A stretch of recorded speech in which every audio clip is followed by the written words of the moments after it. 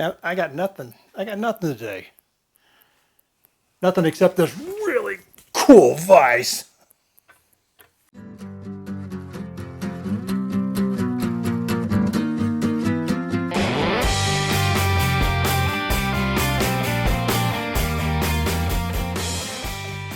I bought this post vise at an auction. I actually bought it along with my my Peterite anvil that I picked up there. I'm not sure what this is. There's no markings on it that I can see so far. It's filthy, so the first thing I'm gonna do is I'm gonna wire brush it all down and just try to get it cleaned up. It is missing a part. It's missing a key that goes in right here that will help lock this whole mechanism down. So I'm gonna probably end up forging a tapered key to go in there to hold that. I need to verify that the spring is in the right orientation, because it's just, when I got it, it was just held on with this piece of wire. I've just set it here like this, but I'm not sure. Just looking inside here, I don't think where it is correct. It may need to come down some. Again, I don't know. I haven't have to look. I know that this piece here will end up coming up much higher. It'll come up into this square portion of the shaft. At least I'm pretty darn sure that that's where it ends up going. So first things first, I'm going to get it wire brushed off, cleaned up. I'll probably take this mechanism apart as well. From what I can see, it looks like if I just unscrew this thing, the screw will come out of this sort of bell-shaped housing here, and I'll be able to get it apart and just check it out, clean it up, put some new grease in there. I'm hoping to get this whole thing done today.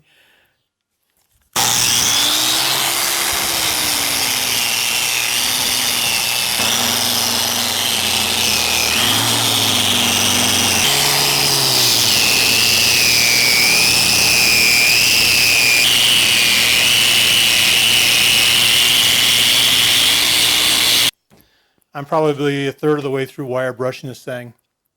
It's cleaning up actually quite nicely. And I don't know if you can see it, but right here is the first mark that I found on it. It says Iron City. It's inside a six-pointed star. So I'm gonna have to run and do some investigating to find out, see if I can see anything about this, if this is just a reseller or if this is a manufacturer or what this mark is. But first marking, I'm glad I actually found something. Wish it said something really cool like Peter Wright or something. But anyway, that's exciting. Found that. And I thought, well, I have it. Well, I'm showing you this. I'm going to go ahead and take this gear out of here. And I know that there's lots of guys who have taken these things apart, but I just wanted to show you mine coming apart. It turns really, really easily, and the screw just coming right out of here. That just comes out. This is a spacer that goes in here, or some kind of washer. I can't remember what this is actually called. I'll have to look that up as well. But it's a necessary component. I take that out, and this should just come straight out of here. It's keyed.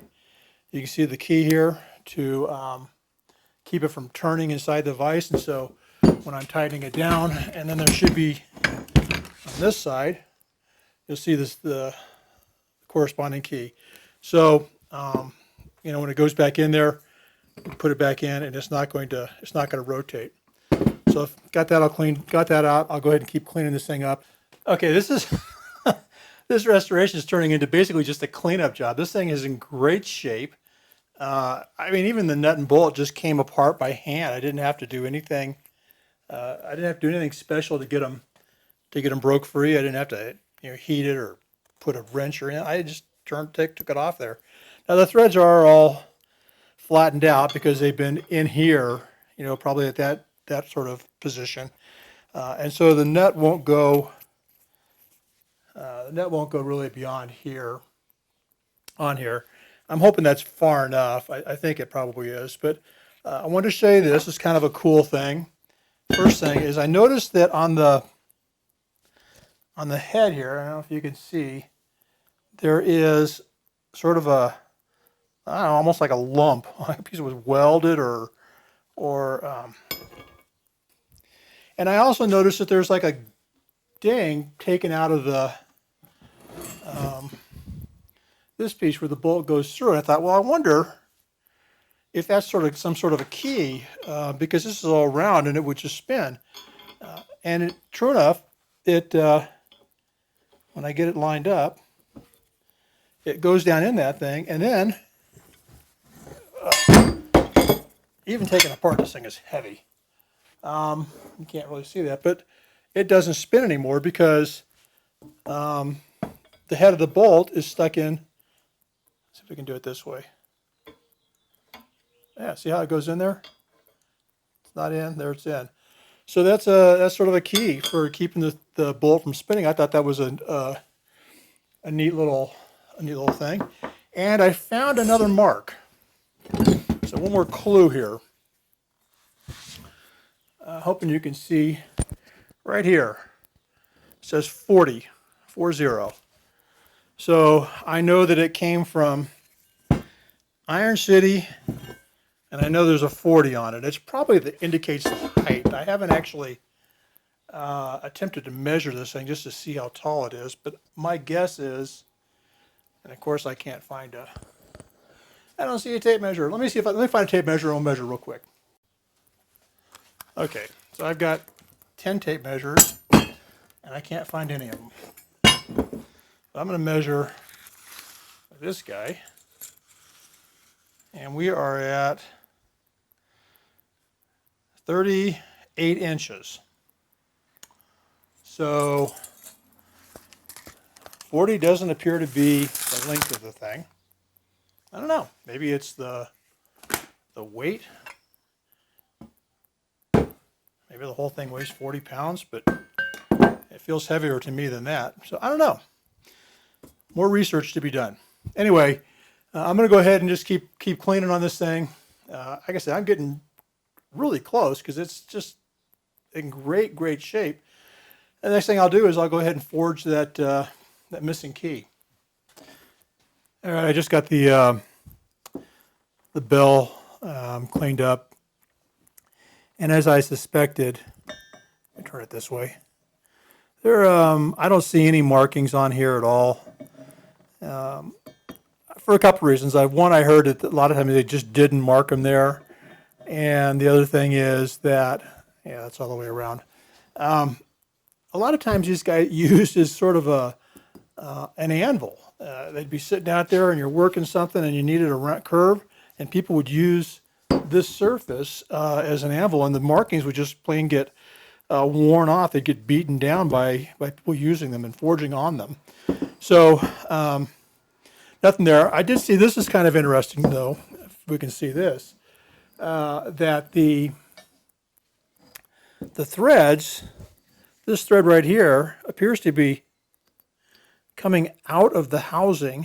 In fact, it's even split right there, a little break in it, almost as if the threads were put in there, pressed in or something into the thing. They weren't turned into this, but they were put in, and this just seems to be some of the excess that was coming out of the end. So I thought that was kind of interesting. I don't know if that's true, but that's just kind of that's certainly what it looks like, that these weren't cut in, they were almost pressed in. So, okay, I'm going to turn my flashlight on here. I don't know if you can see down in there or not, but there is right here, there's sort of definitely, now I know you can't see that. Right down there, there is a stop in there that I thought, well, that's kind of interesting because it's actually keyed on both sides, and as you remember, the bell housing goes in here to the threads. Well, if I put the bell housing in this direction, it really doesn't really fit great. If I turn it around, and it's on there, it's perfect. So when I took it apart, it was the other way around. This key was up. So they obviously, who never took it apart before, I'm thinking, didn't put it back in the right direction, because that sure seems like the way it should be in there. So another interesting little tidbit about this thing. Okay, I did a little research. Just took a break because it's hot out here. And I'm not excited about firing up my forge. Anyway, the Iron City. So Iron City Tools or Tool Company, I think it's called, is ICTC. You'll see it sometimes. Came out of Pittsburgh, Iron City, a nickname for Pittsburgh, and so they took their name from that. Apparently, the company has been purchased a couple of times. I read stories about how they were purchased almost immediately when they came into existence. Like they came into existence in like 1854 or something around that time frame by a German family. I heard it got purchased by another company, and then that company did well. And right after the Civil War, a Carnegie company came by and purchased them, and they have just maintained this name, Iron City, and the logo for about 100 years, because they were in business until, at least Iron City was in business until like 1958. So I have no idea how old this thing is. I think it's older than 1958, just by the way it's put together. And some of the things that I'm seeing on it indicate that it's not a newer post vise, especially this collar, the way it's built, and the way it's forged and wrapped around here. So it tells me it's probably earlier than the 1950s kind of brand. However, a lot of the early ones apparently had fluting down through the legs here, and they were more I don't know what's the word. They were more finished than what this is. So that would indicate to me that it is probably not a very new one, or not a very old one either, because as time went on and materials and labor started getting more expensive, they started cutting costs by removing some of the ornamentation off these vises. This is going to be a smaller vise. A lot of these vises were 6 or 7 inch jaws, 200 pounds kind of ballpark figure. So this is going to be a smaller bench vise.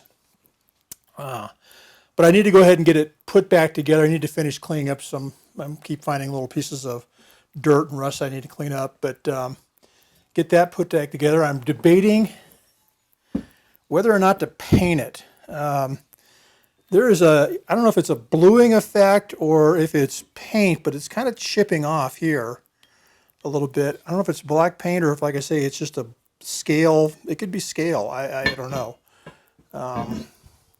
Hard to say. I'm probably not going to paint it. I'm probably going to leave it just exactly as it is. Once I get it cleaned up, I might put a light coat of oil on it. We'll see. Time will tell on that. But I've still got some cleanup to do, and I've got to fire up the forge, and it's like 90 plus degrees already in the garage, so it'll be even hotter. Anyway, thought I'd share the little history that I did figure out about this thing. Anyway, so we're back. Day 2. I had to quit the other day. Just ran out of time to play and had to do some actual work. Anyway, I've got to make this key now, and I've got it clamped up so the spring is held in there, and this keeper or whatever this thing is actually pretty tight against the post. And I need something that's about 5/8 of an inch to go in there, and I just happen to have something that looks just like that. And that is pretty close to perfect. By the time I need to flatten it out so it's about the same thickness. I think it's about a quarter, maybe a little more than a quarter. So we'll go ahead and I'll flatten this. I'll draw it out some and try to keep it pretty close to the same width as the spike here, because I don't need it to go a whole lot bigger. I do need it a little wider, so I'm gonna have to flare it out, but probably only 1/8 of an inch maybe over 3 inches or so. So we'll kind of play around with it a little bit here and figure it out. I'm going to weld like I a lot of times do. I'll just weld a piece of rebar on here so I have a nice handle to hold on to.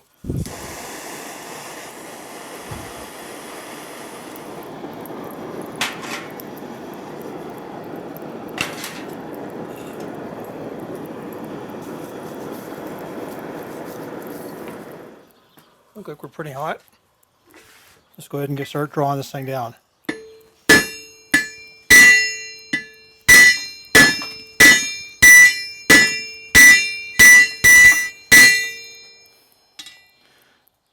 So we're getting pretty close already.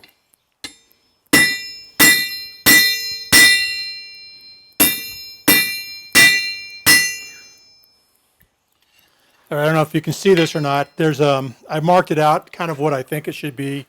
It's 5/8, 3/4, and about 3 1/4 inches long.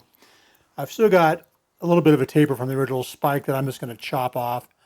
But I think I am pretty close to where I want to be. If I cut it here and cut it over here, pretty good as far as the thickness is concerned. I may have to bring this part down right here a little bit. But I think I'm pretty darn close to where I want to be. Okay, I have my key made. Height-wise, pretty close to the same height as this one. I do have, and it fits in here just fine this direction, but this orientation, it's too wide. Man, and it is darn close too. It's not even a 1/16 of an inch. But so I'm faced with the dilemma now of, do I blacksmith it? Do I put it back in the forge and then hit it and bring it down some, or do I just grind it off with the angle grinder? I think I'll try to forge it. Well, I'm glad I did that. I put it on the forge. Now I'll never get out again. Well, I guess the good news is it won't fall out of here. I drove it in the, here we go. So I went ahead and you can see how much I forged it down. You just look, you can see how much has come down here and here. But it fits in there nice and snug. It actually, using a smaller hammer, the finish is actually better on it too. So I think I'm going to go ahead and finish this out. I'm going to go ahead and heat it up again and just trim out this back edge here too, so it'll fit down in there. It's a nice snug fit. It's going to hold the spring in there just perfect. So pretty happy with that. And it kind of goes with the piece, you know. It's hand forged. It's what we needed. So I'm going to go ahead and finish off, and we'll get it shoved down in there. All right. There's the key. It's all cleaned up. Wire brushed it anyway. Looks just like it belongs, doesn't it? It's all beat up. So the question is now, will I be able to drive it down in there and actually hold this spring on here? So I'm going to grab my hammer. There it is. Let's see if we can't do this.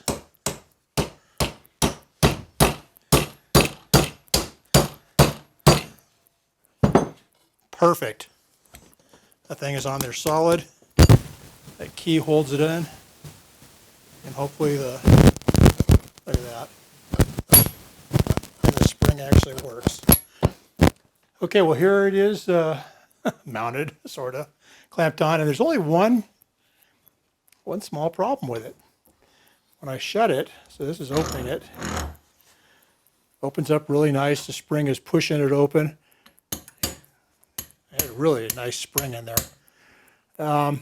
But here's the problem. When I start to shut it, watch right here. Right here. You can see I'm getting really close down here, and now I'm touching. And I'm not touching up there. So I think all that has to happen is this whole spring mechanism needs to get moved up. Okay, so I think, you know, Roger of Daltrey said it best. I hope I die before I get old. Let me tell you why. Last night I took my SD card out of my camera to take it in the house, and I said, oh, I'll just stick it here and I'll remember where it was. Well, of course, I just had to search everywhere, and I found it in the back pocket of my jeans. Who knows why I stuck it there, but anyway. And I also knew I recorded an ending to this thing, and I have no idea what I said, so we're just going to end it this way. Sometimes, I'm going to get philosophical on you. Sometimes you got to find pleasure in just kind of the cool little things in life. And I want to show you two things that I saw on this vise while I was working on it that I think are just most cool. So I hope you can see these cut marks here. And if I turn it around the other side, you see cut marks again. So this nut, and I love this little ridge it's on here. My guess is this nut was handmade, cut out of a piece of bar stock, because these two edges, this edge and this edge, are not cut. They look like they're forged. Maybe it's cold rolled, it's rolled, but whatever, it was not cut. These were cut out of here. So there was a longer piece of material, and they sliced these things out of here, probably sliced it this way, actually, based on the lines, and cut this thing out of here. And I just, like I say, I love this little lip on here. This is just the coolest thing. You don't see this kind of stuff on modern day nuts. And the last thing that I thought was really cool, and I know this is going to seem silly, but on the spring, you see how it's got this foot at the bottom here where it kind of, there it goes this way, wraps around here on the base of the thing. Well, when you look closely at it, what you see is this piece here is actually folded over. So they made this thing longer, and then maybe kind of irregularly shaped as whoever was forging this thing. And then when they needed to finish it, they folded this piece of metal over, gave us a nice straight edge along here, a nice smooth rounded edge too. But it's clear to me here and here that this is just a thin piece of this spring steel that they folded back on itself and hammered it back into the spring. So find some cool stuff in little things you're doing. Have a great day. This was a fun project. I hope to do another one like it. It was a lot of fun to restore this thing. Take care. Hey, as always, thanks for watching. If you like what you saw, go ahead and click the thumbs up button down below. It really does help. If you'd like to be notified when we publish new content, go ahead and click my channel icon to subscribe. And finally, while you're here, take some time to check out some of our other videos. Have a great day and get out there and do something new today.